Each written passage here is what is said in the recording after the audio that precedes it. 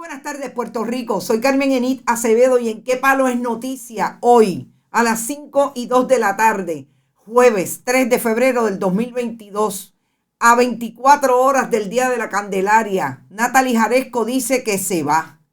Qué raro. A 7 meses de que le dieran un nuevo contrato por la friolera de $625,000 anuales, que duraba hasta el 2023 y que abrieron la puerta para que participara de múltiples organizaciones hasta sin fines de lucro, siempre y cuando la Junta se enterara. ¿Qué habrá pasado ahí? Vamos a hablar ya mismo con la senadora María de Lourdes Santiago, que es la única que le ha puesto un poco el cascabel al gato con relación a lo que significa la salida de Natalie Jaresco de la Junta de Control Fiscal. Además de eso, vamos a hablar también de lo que no ha dicho el gobernador de Puerto Rico, pero sí han dicho los maestros. Aunque el gobernador de Puerto Rico acaba de emitir unas expresiones hace poco más de una hora, trayendo lo que él dice es su ánimo de cumplir con su promesa de que los empleados públicos tengan mejores salarios. Se le está llenando el cuarto de agua al gobierno de Puerto Rico y ahí están. No solamente sus palabras frente a la de un maestro de la escuela pública que nos da en breves minutos un recuento de lo que significa hoy lo que están pasando los maestros en las escuelas en Puerto Rico. Yo creo que vamos a comentar brevemente y mañana vamos a abundar lo que ha pasado en la investigación del caso del oftalmólogo que fue encontrado muerto con un balazo en el oído derecho. Interesante que había contratado y había por lo menos, más que contratar, había buscado asesoría con la ex fiscal María Domínguez Victoriano sobre lo que aparentemente era una investigación de fraude de seguro que estaba siendo por lo menos investigado de alguna manera, o por lo menos se le hicieron acercamientos de parte de las autoridades federales sobre un asunto relacionado. Interesante que habíamos hablado de que este caso no estaba claro y ya empiezan a salir. Todavía el Instituto de Ciencias Forenses no trae la información pública de qué pasó con esa autopsia y qué dice la pericia técnica en ese extremo. Vamos a hablar de eso, pero antes, como siempre, vayan a bonitasradio.net. Allí pueden donar a través de PayPal y tarjetas de crédito. También Fundación Periodismo 21 en su ATH móvil recibe donativos. La fundación a través de el correo general PMB 284, PO Box 194000, San Juan, Puerto Rico 00919-4000. También recibe cheques y giros postales.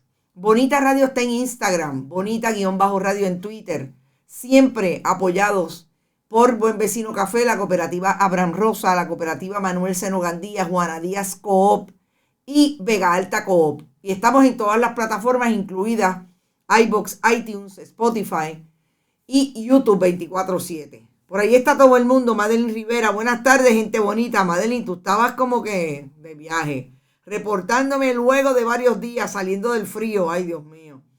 Qué bueno que estás por ahí otra vez. Por ahí está Rafael Torres, como siempre, Mabel, Luis Burgos. Natalie se queda como intermediaria entre el gobierno y los inversionistas que vienen como tiburones oliendo sangre.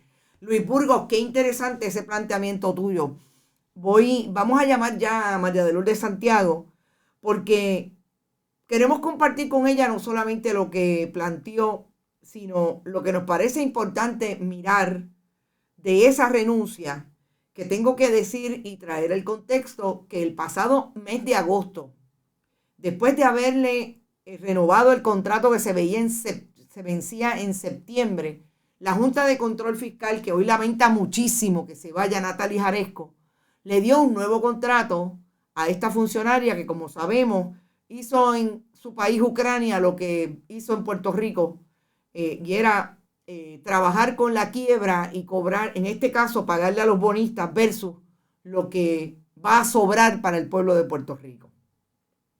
En ese momento, Natalie Jaresco dijo, qué bueno que me renovaron el contrato, no me voy para ningún lado. Ese contrato tenía unas nuevas disposiciones en dos vías. Por un lado, que se le iba a pagar seguridad a ella, pero también a su familia inmediata. Es decir, que ya no íbamos a ver a Natalie Jaresco en el supermercado con los guardias atrás, porque nunca voy a olvidar cuando Manuel Ernesto Rivera se le encontró en una de esas tiendas de descuento en Bayamón, que ya de hecho vivía en Dorado, no sé si todavía vive allí, donde viven todos los de las leyes 20 y 22. Y lo hizo en ese momento con 2 guardias de seguridad que tenía 24/7. Se la pueden imaginar ahora, después del mes de agosto, que su familia, que entiendo que tiene hijos e hijas, también tuvieran esa seguridad. Todo gracias a la chequera del pueblo de Puerto Rico. Pero lo que sí era un extremo súper interesante de ese nuevo contrato tenía que ver con que Natalie Jaresco iba a poder participar de ciertas corporaciones con y sin fines de lucro. No olvidemos que hay corporaciones sin fines de lucro que parecen con fines de lucro porque sus directivos, como lo más reciente que conocemos de a donde fue a trabajar Alexandra Lugaro, se pueden ganar hasta $170,000. Así es que eso era bien interesante, pero ya tenemos a María de Lourdes Santiago, senadora por el Partido Independentista. Vamos a hablar con ella y ya mismo volvemos al análisis. Senadora. Saludos, Carmen Enid, ¿cómo está todo? Y bienvenida a Bonitas Radio. Bueno, Natalie Jaresco se fue. Yo estoy diciendo que a mí me está tan raro que una persona que atendió un nuevo contrato el pasado mes de agosto y dijo que no se iba, de momento resuelven el PAD y ella se va y su contrato era hasta el 2023. ¿A usted no le causa suspicacia esa salida de Natalie Jaresco? Algo, claro que sí, pero es que yo creo que ya ella hizo la faena que se le había encomendado. Las partes más complejas de la recolonización de Puerto Rico a través de la socialización de la deuda de inversionistas que hicieron malos negocios y ahora nosotros tenemos que pagar sus desaciertos. Yo tengo la impresión, Carmen, de que con los aires que se van sintiendo, la gente tan hastiada, lo de los maestros, qué bueno que está pasando, claro. Que por fin, no lo digo solamente por las maestras, por la gente que les está apoyando, y por ahí vienen los bomberos, los de emergencias médicas, los policías han estado haciendo lo suyo. A esto se une lo que hemos visto en la universidad, las cosas que están pasando con el tema de las costas, de las leyes 20 y 22. En Puerto Rico hay unos aires de transformación que creo que no le sientan bien a la señora Jaresco y no sé, tengo la impresión de que algo de eso puede haber precipitado su salida. Claro, usted habló de un personaje detestable y yo estaba leyendo algunas impresiones de personas incluso allegadas al Partido Nuevo Progresista, que son vocales, quizás están dentro de ese grupo que usted dice que vienen sintiendo aires de transformación, hablando de que la posición de Natalie Jaresco era una posición incómoda. Muchos llamamos como, ¿verdad? Podemos coincidir con el adjetivo de detestable. Y que es bueno verla partir en el caso que usted comentó. ¿Usted cree que Natalie Jaresco, más allá de la ley 20 y 22 y de esos inversionistas de capital y de esos buitres, tiene amigos en el pueblo de Puerto Rico? Para nada. Yo creo que es una figura profundamente detestada, despreciada.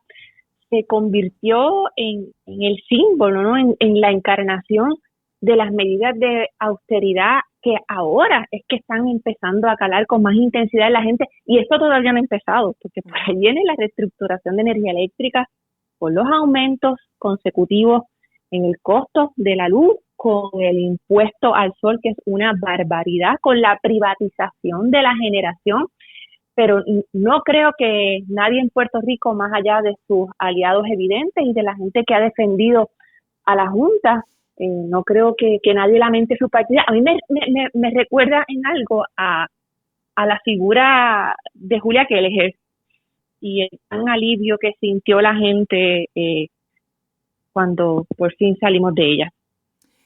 Yo le voy a hacer una analogía que se encuentra en la realidad y que ustedes como partido y los elementos del partido, su compañero en la Cámara, Denis Márquez, ha traído, después que el periodismo de investigación ha traído información de lo que se gesta alrededor de AES, Carbonera Energética en Guayama, y lo que ha supuesto, y ustedes han participado de muchas actividades con esas comunidades, que esa carbonera esté allí y las toneladas que le deja de tóxicos a esas comunidades. Esa negociación que está haciendo la Junta de Control Fiscal es avalada por el gobierno de Puerto Rico, porque tendría que ser avalada por el gobierno de Puerto Rico, porque hasta cierto punto es un rescate financiero a la carbonera. El gobernador de Puerto Rico no solamente fue asesor de la Junta de Control Fiscal, fue cabildero de AES mientras fungía como parte de un bufete, socio de un bufete en Atorrey. Esto no coloca al gobierno de Puerto Rico no solamente en un serio conflicto de interés, sino en una negligencia rampante con relación a cómo se deben utilizar los recursos del pueblo, y ahora venir a tratar de hacer un rescate financiero a ese. Es algo completamente escandaloso, y de hecho ese tema de los conflictos de intereses ha sido tan intenso que fue necesario aprobar legislación federal en el caso de la Junta. Exacto. Para evitar aquellos conflictos más evidentes, pero persiste en el caso de AES y de la Junta, el que tú señalas del gobernador Pierluisi.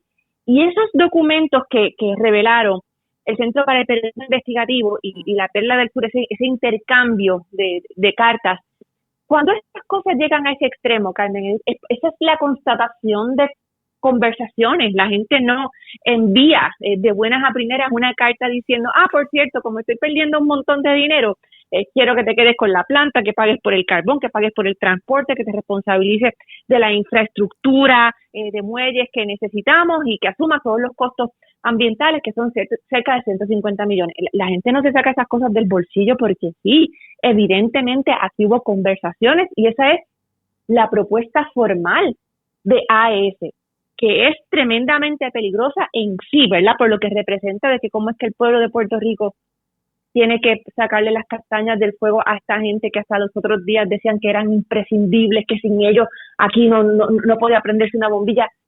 Es el precedente que eso va a sentar, porque los proyectos de energía renovable, que es una idea en principio buena, saludable, pero van a ser todos privados. El gobierno no quiere apostar a la generación ni de un vatio por parte del pueblo de Puerto Rico. Son todos proyectos privados. Cuando de aquí a 15 años o 20 años o antes, esa tecnología que hoy la pintan como lo último en la avenida resulte obsoleta.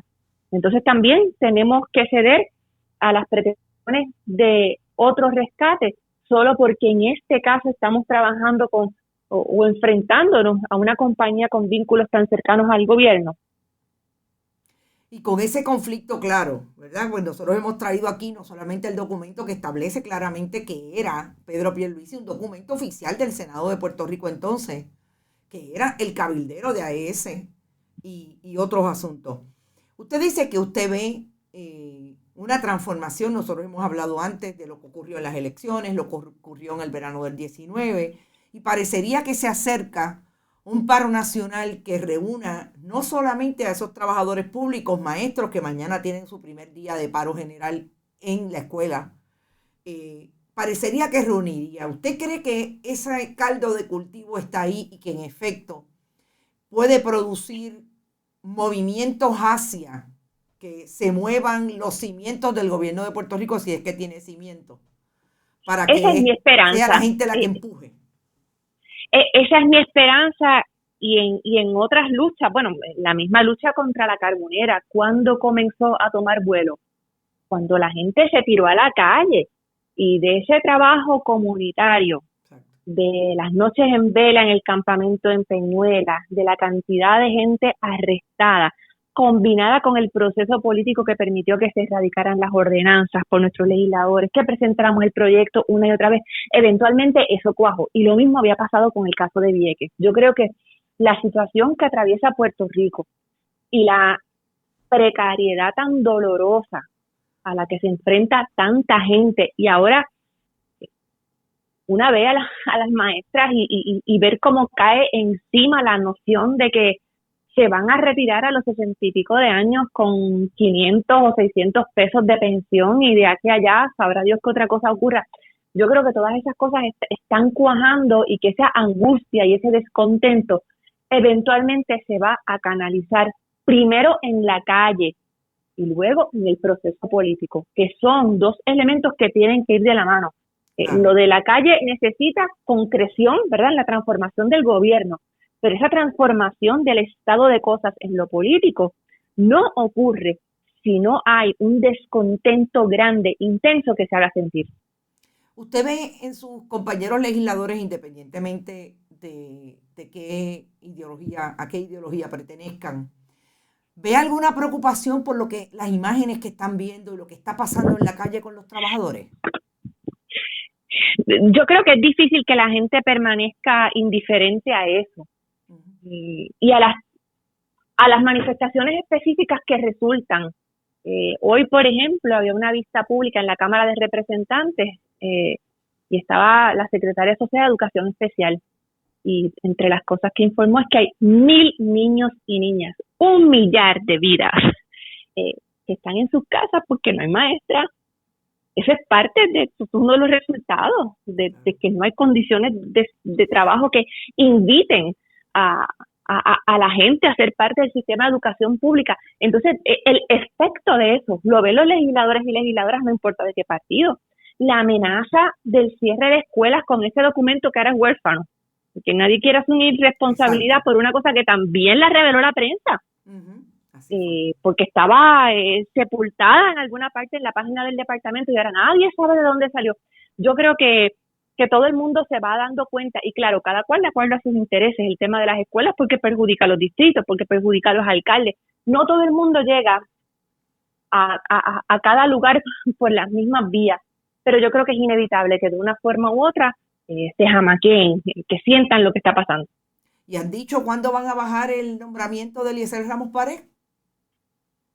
No sé, puede ser en cualquier momento. Yo no he visto el informe todavía, pero recuerda que en el Senado estamos en el siglo pasado ahora mismo porque no hay sistemas computadorizados. El ataque cibernético de la semana anterior fue muy, muy fuerte. No podemos ni siquiera aprender las computadoras, ni siquiera para trabajar, aunque sea offline. Wow. Trabajamos con nuestros teléfonos, con nuestras computadoras, y eso ha retrasado mucho los trámites. Se ha anticipado que se citará al secretario designado a otra vista y se ha hablado de una reunión ejecutiva, de una vista ejecutiva. Eso es en privado. Yo creo que tiene que ser pública y que sobre todo si el tema es lo del cierre de escuelas, aquí tiene que rendir cuentas el secretario, porque yo empecé a hacer las preguntas en su vista de confirmación y se fue por la tangente y no se atrevió ni siquiera a reconocer que, como había revelado el CPI, la metadata del documento reflejaba que eso había salido de la oficina de Dr. Joaquín Sánchez, que es el excomisionado electoral del PNP. Así es. Bueno, senadora, gracias por participar en nuestro programa como siempre y bueno, ya veremos cómo va esto y nos veremos en la calle. Muchas gracias y mi invitación a todos y todas, maestros y madres, y aunque no tengan un vínculo directo con las escuelas públicas, nuestras responsabilidades están en la calle, mañana desde temprano en el Capitolio, apoyar todas las manifestaciones del magisterio. Muchas gracias y buenas tardes. Bueno, buenas tardes.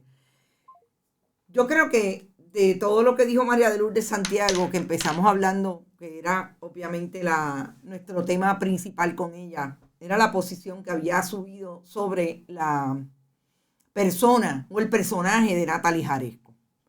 Y de todo lo que dijo, nos lleva otra vez a la Junta de Control Fiscal. Se va Natalie Jaresco y puede llegar otra persona igual o peor. El problema aquí es un gobierno que trabaja en conspiración con la Junta de Control Fiscal para que la posición desde el Estado sea: no importan las vidas de nuestros trabajadores y trabajadoras, no importa la escasez que pueda tener cada familia, lo más importante es pagarle a los buitres, lo más importante es ver cómo nosotros nos acomodamos y salimos de aquí bien parados para tener todas las posibilidades de participar en esos negocios a quienes le dimos la oportunidad de entrar. Dice Sandra, coméntale la caseta de la escuela de Guayanilla. Sí, lo vi y perdóname Sandra, ahora es que lo vi porque realmente estaba concentrada en escuchar.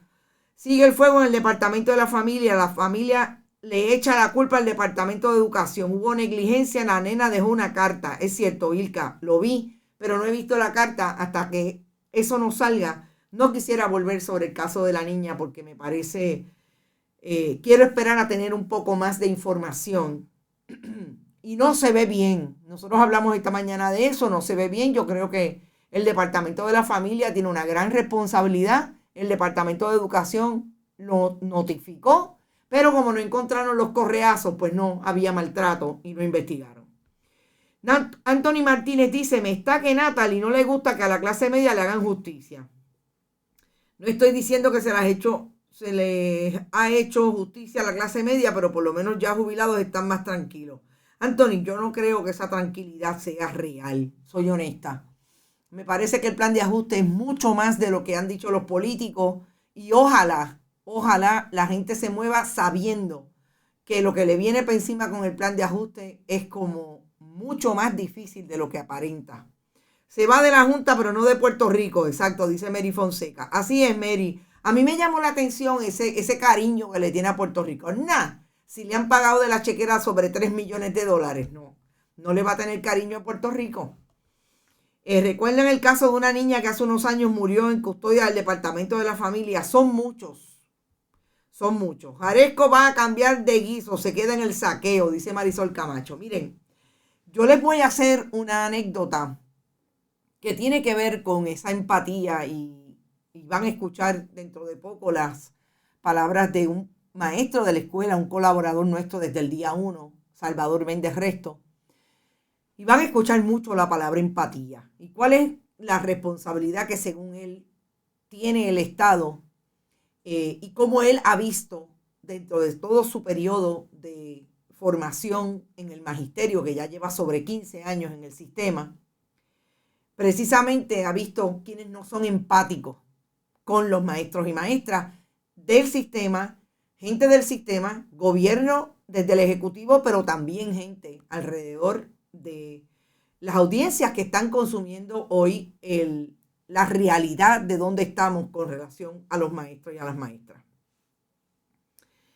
Dice, a mí me llegó una información esta mañana que pregunté incluso al aire, muchos de ustedes yo creo que lo escucharon, una persona que me establece que le llegó a decir al gobernador de Puerto Rico que tenía que investigar el asunto de la salud mental, que investigaran a los hospitales y el trabajo que se hace alrededor de la salud mental, porque ahí había mucho que atender. Cuando yo leo hoy las expresiones del gobernador de Puerto Rico, que las voy a leer en parte, tan temprano o tan cerca como esta mañana me enfrento a esa comunicación porque la persona no solamente me lo escribió en el muro, sino que yo le dije, por favor, envíame información y así lo hizo. El gobernador de Puerto Rico en el 2018, cuando esta persona le dijo que investigara lo que estaba pasando en el asunto, en las áreas de salud mental en Puerto Rico, el gobernador le contestó, ya yo no soy, y déjenme buscarlo porque me parece que es más que importante recogerlo aquí. Caramba, no me digan que no lo voy a encontrar rápido, pero lo voy a encontrar. En resumidas cuentas, le dijo, yo no soy empleado, trabajador, ya yo no soy un funcionario público. Esas fueron las palabras. Ya yo no soy un funcionario público, pero lo voy a tener en cuenta. 2018, entonces asesor de la Junta de Control Fiscal, 2018 cabildero de AES. El gobernador, si me está escuchando o alguien le envía de su gente, le envía esta grabación, la persona está disponible, fue un chofer de Uber y lo recogió en la Milla de Oro. Gobernador, si usted quiere refutar eso, me llama, su gente sabe dónde conseguirme y hablamos. usted le dijo al cuestionamiento o a la sugerencia de esta persona, investigue lo que está pasando en el área de salud mental, ya yo no soy un funcionario público, pero lo tomaré en cuenta. 2019, esa misma persona estaba haciendo lo indecible por ser gobernador de Puerto Rico, jurando en casa de su hermana con una jueza del Tribunal de Apelaciones. Un año más tarde, porque vio la posibilidad de ser gobernador de Puerto Rico. ¿Cuál era la empatía que tenía el gobernador de Puerto Rico cuando le dice a un ciudadano, ya yo no soy oficial público? Gobernador de Puerto Rico hoy. ¿Qué dice el gobernador de Puerto Rico hoy? 4 días más tarde de que los maestros se tiren a la calle, de que un maestro muera con 3 trabajos, de que otro funcionario de otra agencia pública muera bajando de su segundo trabajo. Realmente 5 párrafos que no dice nada. Desde antes de comenzar mi gobernación, este es el mismo que dijo en el 2018, ya yo no soy una figura pública, ya yo no soy un oficial público. Desde antes de comenzar mi gobernación he sido consistente en que nuestros servidores públicos merecen una mejor compensación y un retiro digno. Mi administración ha estado en esta lucha ante la Junta de Supervisión desde el día 1. Logramos eliminar los recortes propuestos a nuestros pensionados, un mejor plan de retiro, bla, bla, bla. Como he dicho, esta lucha no ha terminado, pues aspiramos a mayores aumentos para todos los servidores públicos y hacia eso continuamos trabajando. A pesar de los retos que ha confrontado la economía en medio de la pandemia, nuestra economía está teniendo crecimiento de manera sostenida y hemos logrado un acuerdo histórico que nos permite salir de la quiebra. Ustedes saben lo que es escuchar a las 5:30 de la tarde de un gobernador. Por lo menos leerlo. Un comunicado que diga que era consistente antes de ser gobernador y nosotros tener la información de la persona que le dijo, gobernador, licenciado, investigue esto. Porque obviamente reconoció que era Pedro Pierluisi. Me imagino que no sabía en ese momento que era asesor de la Junta de Control Fiscal. Y de hecho lo llevó al Capitolio, gobernador. Lo más seguro a cabildear por AES. Ustedes saben lo que es tener hoy, poder refutar las palabras del gobernador diciendo que él ha sido consistente defendiendo a los trabajadores y trabajadoras de Puerto Rico. ¡Qué pena! ¿Quién se murió? Disaya. Ah, caramba. ¡Qué pena! ¡Wow! No es oficial público, o sea, se van y no es responsable de nada. Viva la enajenación mental y Pepe está patinando en su ego. Esto lo dice la doctora Minerva Quiñones. Saludos, doctora. ¿Qué más tiene que pasar en el país? Pues bueno, yo les voy a dar una idea. Son las 5:30 y a esta hora tengo que anunciar que siempre estamos apoyados desde hace un rato por las cooperativas Abraham Rosa, Vega Alta Coop, Juana Díaz Coop, Manuel Seno Gandía y Buen Vecino Café. Y ahí, Caribe May, te demos una llamada, lo vi tarde. Esto está bien difícil. El PNP y el PPD son los gemelos de la corrupción, dice Luis López, y el pillaje en Puerto Rico por más de 60 años. Celine Borges, no era funcionario público, pero si su deseo era trabajar por el pueblo, aunque no lo fuera, hubiese movido o comunicado con alguien que pudiera hacerlo. Para eso tienen las influencias. Ojo, es peor. Era cabildero de AES, era contratista del gobierno de Puerto Rico a través de agencias en ese bufete que trabajaba y era cabildero era asesor de la Junta de Control Fiscal. 2018. Todavía es PNP. En el 2018, iba al partido y en el 2019, un año más tarde, ya estaba sentado tratando de ser gobernador. Me pregunto, gobernador, ¿cómo es que hoy nos atrevemos 4 días más tarde a decir cosas como esta? Ah, bueno, porque habrá gente que no tenga memoria histórica. Pero el periodismo no solamente tiene memoria histórica, el periodismo también hace el trabajo que tiene que hacer. El periodismo hace investigaciones independientes como las está haciendo el CPI, como las hacemos acá, y traemos los contextos correctos. Ahí están. Ahí está la información. Refútela. Y a esta hora yo creo que debemos escuchar lo que tiene que decirnos un trabajador de la escuela pública, un trabajador que yo personalmente no solamente lo conozco, es mi amigo, lo he visto trabajando en 3 y 4 jornadas de trabajo para poder completar y tener más o menos calidad de vida. Difícil. Ahí está Salvador Méndez y yo quiero que lo escuchemos detenidamente para volver a hacer análisis sobre lo que nos diga Salvador, porque mañana es el día en que los maestros se van a paro. Mañana es el día en que quizás vamos a empezar a ver eso que muchos han pronosticado que puede ser otro verano del 2019 en el 2022. Vayamos a la entrevista.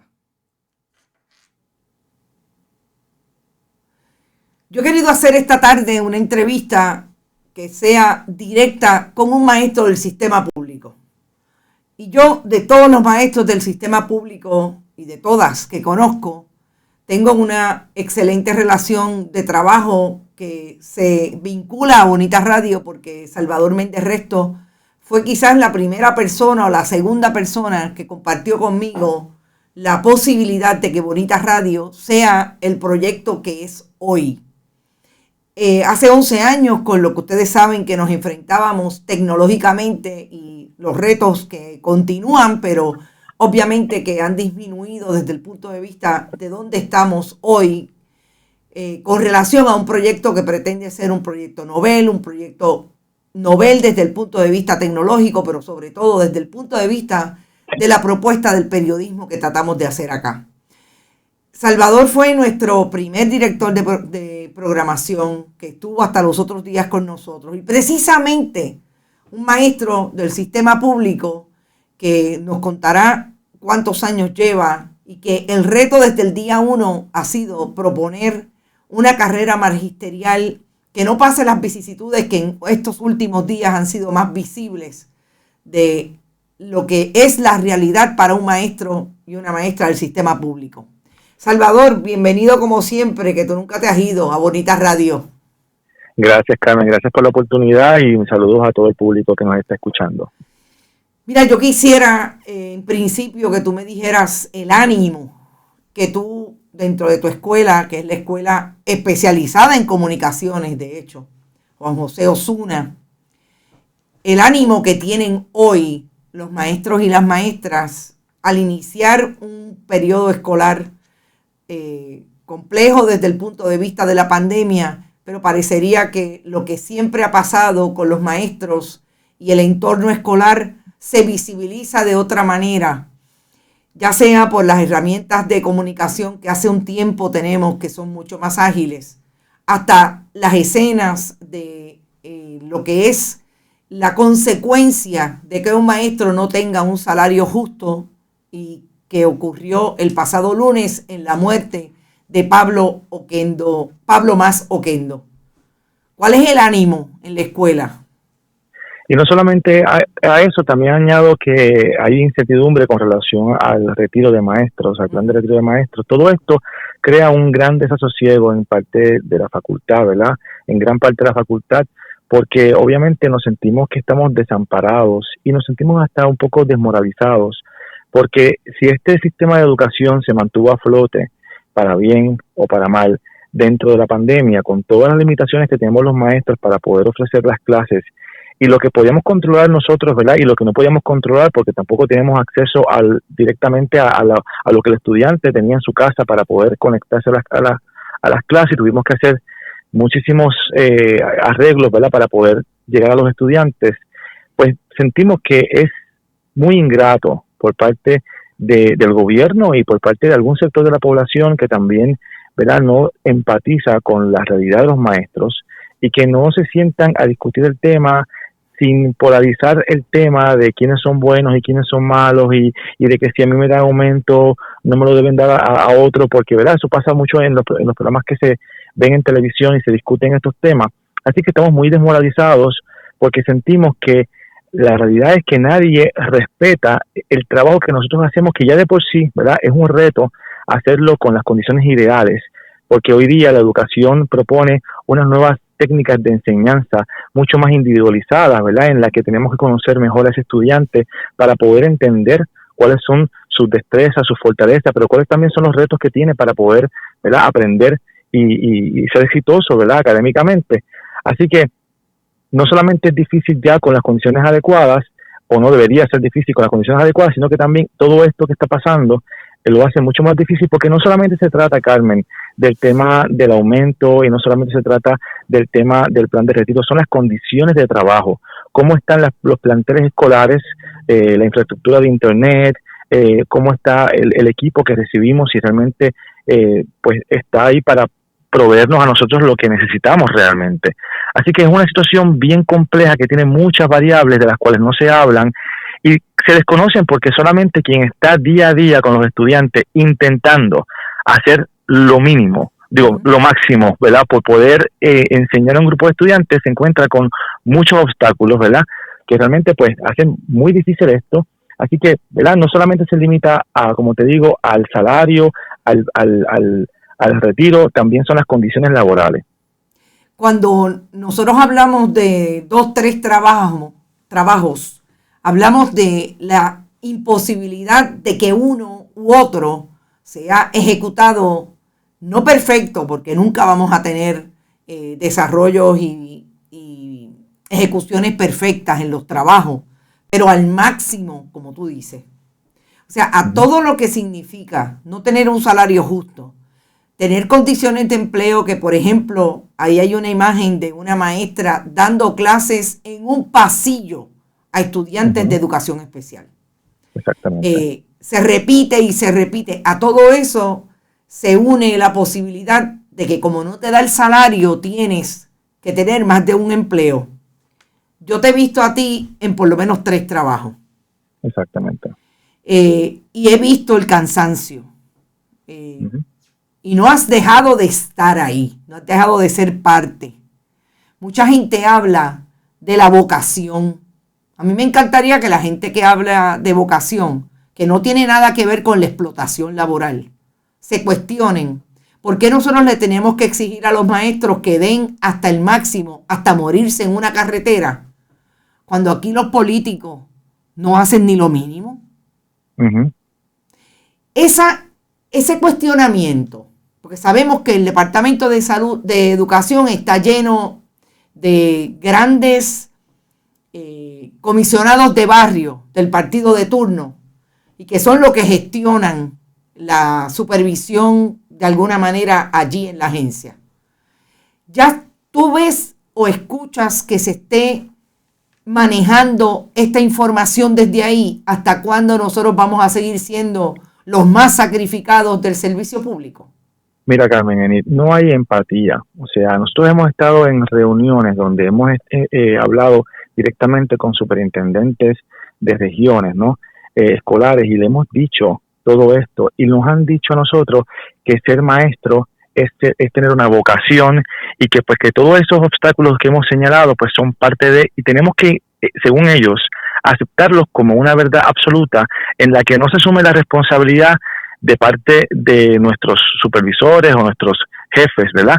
Simplemente como que eso es, ¿no? Como dirían en inglés, such is life. Esta es la manera en que ustedes escogieron trabajar, estas son las condiciones, ustedes lo sabían, todo el mundo que es maestro sabe a lo que se atiene, ¿verdad? Cuando entra al sistema, así que esto es lo que es. O sea, no existe una capacidad de cuestionar internamente el Departamento de Educación, porque como tú dijiste al principio, el Departamento de Educación está altamente politizado y eso es uno de los grandes problemas que ha llevado a la crisis que tenemos nosotros. Porque la realidad es que cuando se politiza un departamento como este, el interés real no está en los estudiantes como se pretende decir, ¿verdad?, que los estudiantes son primero. Yo te puedo decir que muchas veces es más importante otorgarle un contrato a una compañía que posiblemente son personas que aportan, ¿verdad?, a ciertos partidos políticos para que tengan un contrato de venta de computadoras o de pizarras inteligentes, equipos que sí que hace falta, pero que no tenemos a veces la infraestructura para poder sostener, ¿verdad?, en términos de la carga eléctrica que requiere eso. Entonces, la realidad es que no existe una voluntad porque no hay un plan de país que pueda, ¿verdad?, todo el mundo decir hacia esto vamos. Son los intereses particulares de unos grupos que pues donaron a unas campañas políticas y que pues necesitan poder recaudar eso y más de lo que ofrecieron. Y mira, Carmen, para que tú sepas algo, yo he estado hablando, yo siempre me comunico con, ¿verdad?, personas de diferentes niveles porque yo soy muy proactivo en eso. Yo, ¿verdad?, voy a la raíz del problema y trato de hablar con supervisores para que entiendan la situación, y yo no tengo miedo de hablar con ninguno de ellos porque, ¿verdad?, ellos son personas que tienen que entender lo que está pasando, ¿no? Y ellos me abren las puertas. Pero cuando yo recibo las respuestas muchas veces por parte de ellos, me doy cuenta que la gran mayoría no están capacitados porque no entienden la gravedad o no tienen las herramientas cognitivas para poder atender situaciones. Algunos de ellos nunca estuvieron en escuelas públicas y no conocen, ¿verdad?, lo que es la realidad. Otros tal vez no entienden lo que son las particularidades de cada escuela y parten de lo que fue su experiencia, ¿no? Y cada escuela en cada comunidad es distinta. Necesita, ¿verdad?, tener una atención especial, y para eso, ¿verdad?, hay que visitar las escuelas y hay que entender lo que está pasando. Mira, para que tú tengas una idea, Carmen, de cómo esto se maneja, en una ocasión cuando estaba la situación de las columnas cortas, que dicho sea de paso, en mi escuela hay columnas cortas y está todavía sin arreglarse el asunto, yo hablé con una persona sobre mi preocupación ante esto. Y la contestación de esa persona, que está en un nivel bastante elevado, ¿verdad?, en términos de posición en el Departamento de Educación, fue: bueno, Salvador, lo que pasa es que hay gente que va a morir. Esa fue la respuesta, y yo no podía creer que yo estaba recibiendo una respuesta de esa magnitud, ¿verdad?, ante mí, de una persona que tenía la responsabilidad de cuidar por la seguridad de los maestros y de los estudiantes.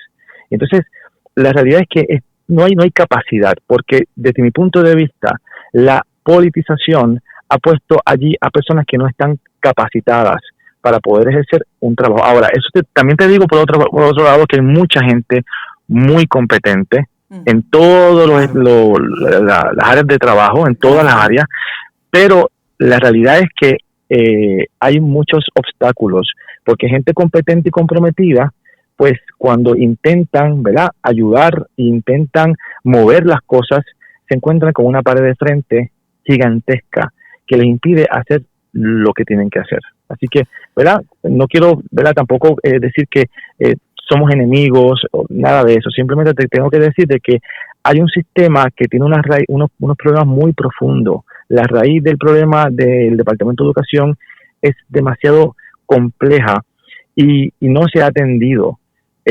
responsablemente. El país no ha entendido de que el gobierno no son partidos políticos que se secuestran departamentos o agencias públicas. El gobierno, ¿verdad?, debe ser algo que nos sirva a todos nosotros y nosotras y nos permita, ¿verdad?, tener los servicios esenciales de calidad que nos merecemos. Pero lamentablemente todavía, ¿verdad?, no existe ese sentido, ese estado de conciencia de cuán importante, ¿verdad?, es tener ese proyecto de país que nos lleve hacia poder, ¿verdad?, lograr ser exitosos en cualquiera de las áreas que deseemos trabajar. Como un observador, y esta es mi última pregunta, como un observador del asunto público, sobre todo de la imagen mediática y de lo que está sucediendo en el país ya hace un tiempo, pero el pasado lunes y en estos días ha habido demostraciones, maestros, bomberos, policías, paramédicos ahora, y el gobierno ha tardado 4 días en asumir una posición desde el Ejecutivo. Hace apenas media hora que el gobernador acaba de emitir una comunicación relacionada.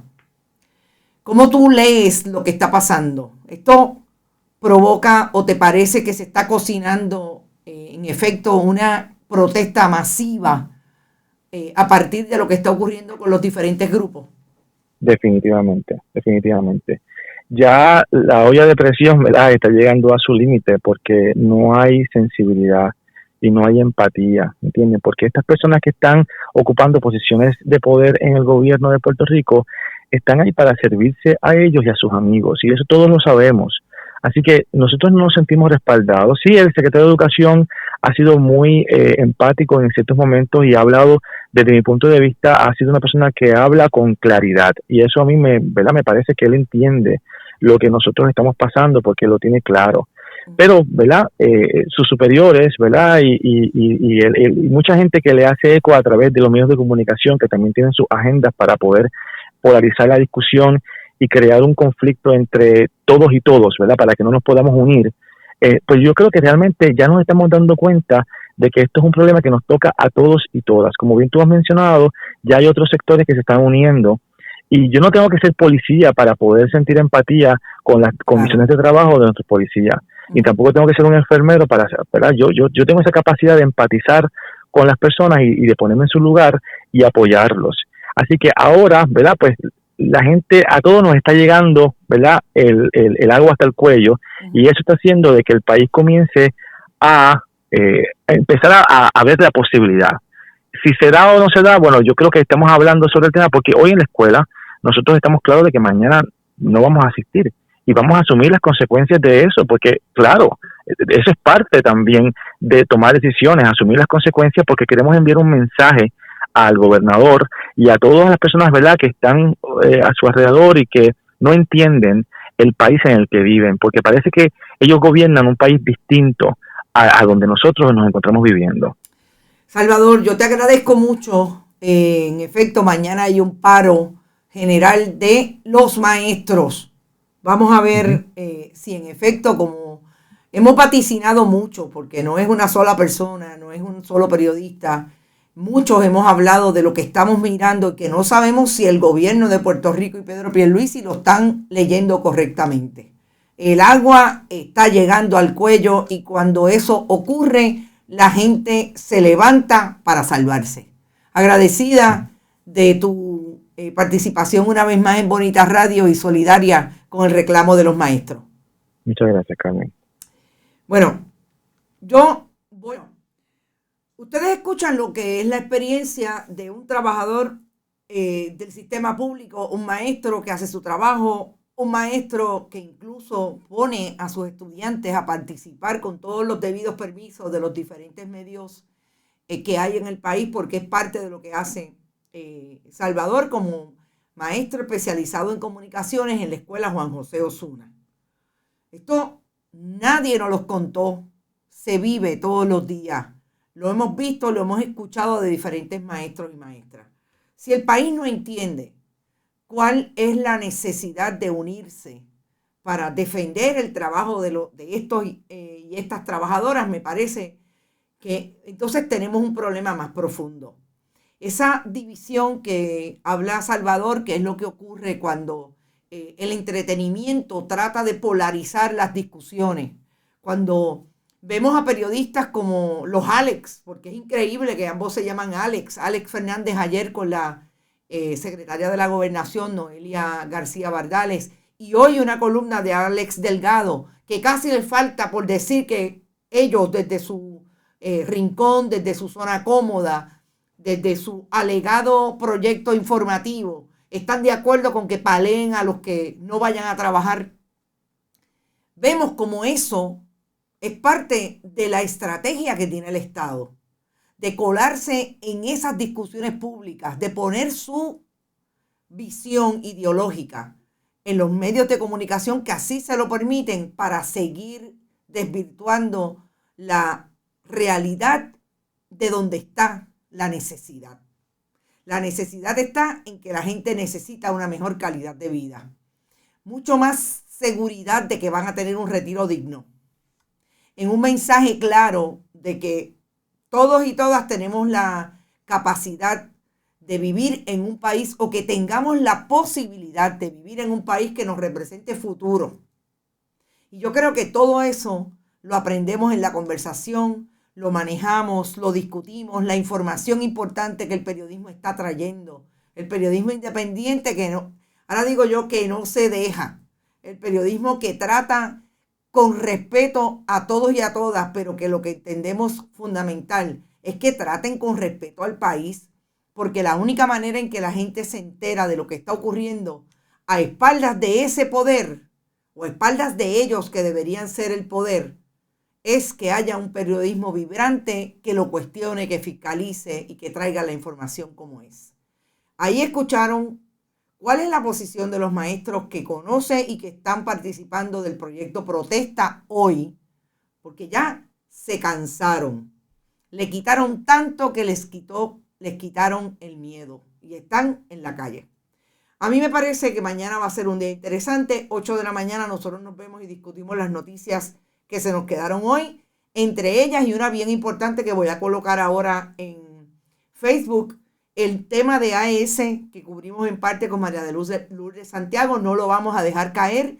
Y Luis Raúl Torres acaba de radicar una petición de información para los ejecutivos de AES, entre otros, sobre todo lo que estaban negociando Junta de Control Fiscal y Gobierno con esa institución, con esa corporación privada, para darle un rescate financiero que suponga que se queden allí tirando cenizas tóxicas al ambiente de las comunidades en Guayama. Vamos a eso y más, pero como siempre nos vamos a esta hora, bonitasradio.net. Allí usted puede donar a través de PayPal y tarjetas de crédito, a través de la Fundación Periodismo 21 en su ATH móvil. También recibimos cheques y giros postales a nombre de la Fundación, PMB 284, PO Box 194000, San Juan, Puerto Rico 00919-4000. Siempre estamos en Instagram, Bonita Radio, Bonita-Radio en Twitter.